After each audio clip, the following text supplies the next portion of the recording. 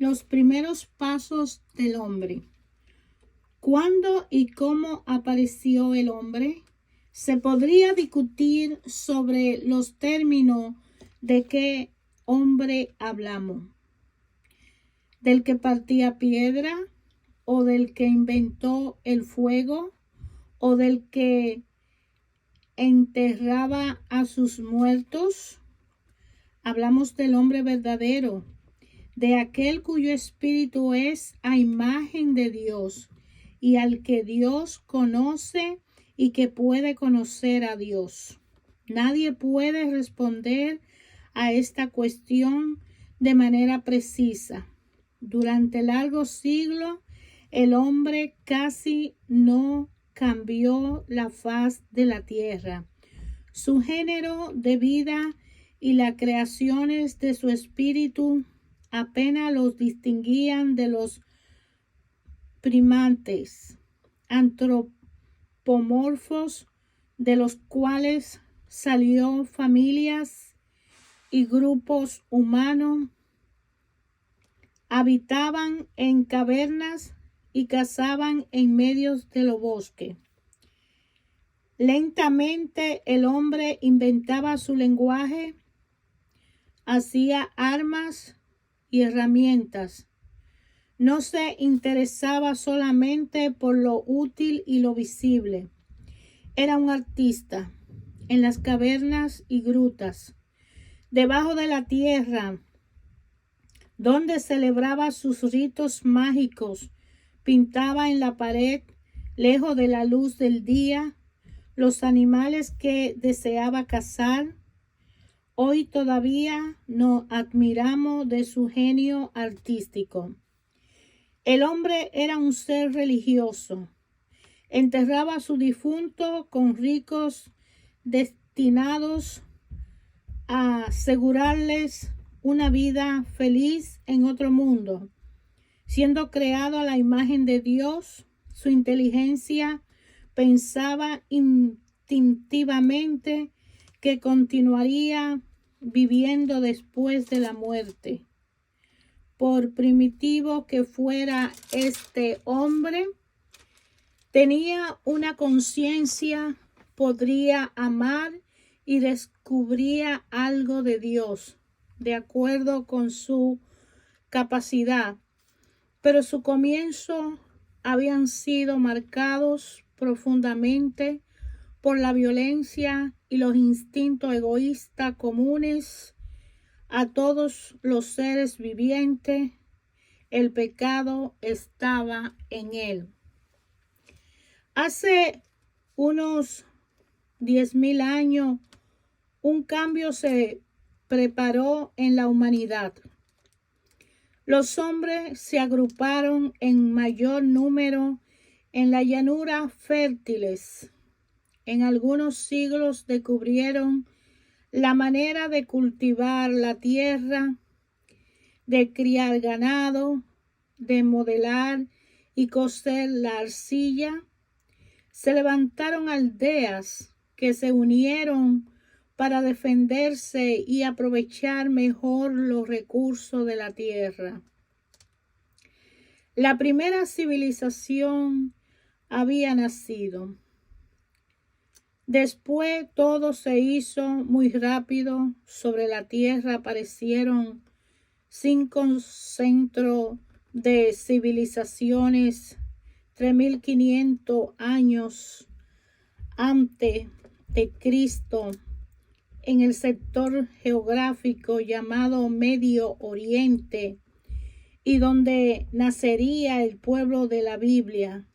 Se formaban 2 imperios. Uno era Egipto y el otro Caldea, país de donde saldría Abraham siglos más tarde. Caldea hizo un sistema perfeccionado de riegos, construyó con tabiques cosidos, inventó un sistema de escritura, tuvo leyes de administración centralizada Egipto también tenía esos adelantos. Construía templo grandioso para sus dioses y levantaba las pirámides para tumba de sus faraones. También en China y en la India, como 20 siglos antes de Cristo, y en el Centroamérica 10 siglos antes de él, nacieron otras civilizaciones. La de Centroamérica, China e India se desarrollaron por separado, ya que en este tiempo era muy difícil recorrer los continentes.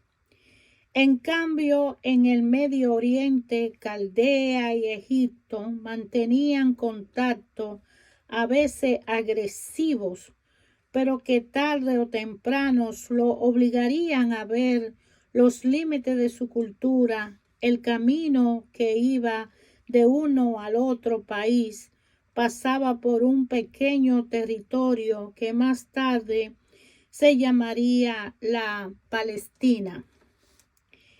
Estos breves recuerdos bastarían para mostrar que la historia y las tradiciones bíblicas cubren solo un pequeñísimo sector de la historia humana, el que sin embargo es uno de los más importantes como punto de convergencia de 3 continentes. No existe tal vez sobre el planeta otro punto que haya experimentado tanta conmoción geológica y humana, pero la mayor parte de la humanidad ha pasado al lado de esa historia y ha tenido su propia experiencia de la vida y de Dios. Esto no hay que olvidarlo. El pueblo de la Biblia llegó tarde al escenario de los pueblos y por mucho tiempo estuvo sin preocuparse por lo que no había recibido, la palabra de Dios, de la cual era portador, y por esto mismo Dios tampoco le dijo nada al respecto, porque cuando Dios nos habla, lo hace en el lenguaje humano y en nuestra propia cultura, respetando de algún modo nuestras limitaciones, nuestra ignorancia, pero Dios no lo había necesitado para entregar a los hombres su palabra y su espíritu. En algunos periodos, el pueblo de Dios pensó que todo lo que venía del extranjero era malo, que se debía rechazar cualquier sabiduría que hubiera nacido fuera de los territorios judío o cristiano. Pero ha habido también tiempo de curiosidad en los que la fe se enriqueció en contacto con otras culturas, sus profetas y sus pensadores.